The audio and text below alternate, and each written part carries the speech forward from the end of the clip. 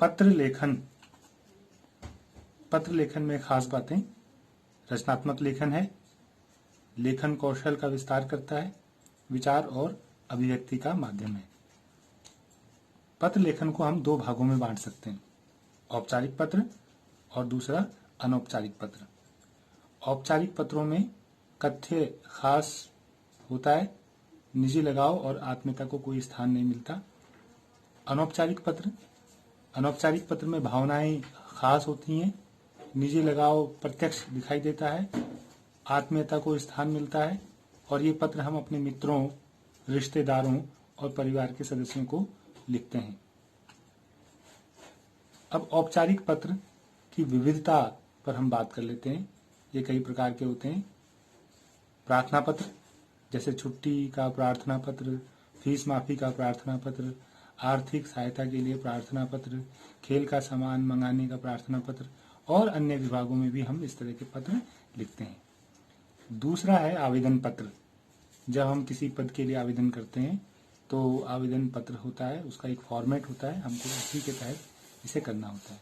प्रवेश के लिए विभिन्न संस्थानों में, विद्यालयों में, कोर्स में, पाठ्यक्रमों के लिए जब हम आवेदन करते हैं तो वो आवेदन पत्र होता है।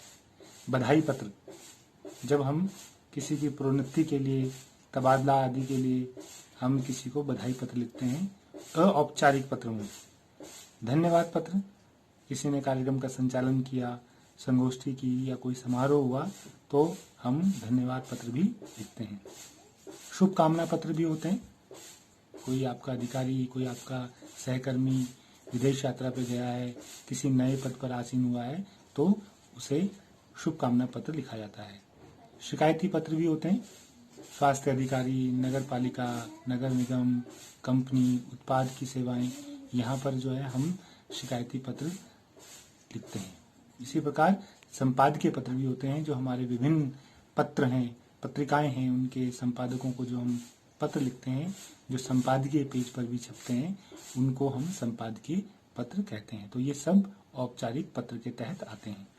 इसी प्रकार अनौपचारिक पत्र भी होते हैं, जो जैसा हमने पहले बताया कि इसमें हमारी निजी भावनाएं व्यक्त होती हैं और ये एक तरह से अनौपचारिक पत्र है। इसमें आप अपनी भावनाओं को, निजी बातों को व्यक्त कर सकते हैं, तो उन्हें व्यक्तिगत पत्र कहते हैं, जिसमें हम बधाई देना चाहते हैं, शुभकामनाएं देना चाहते हैं और शोक संवेदनाएं व्यक्त करना चाहते हैं।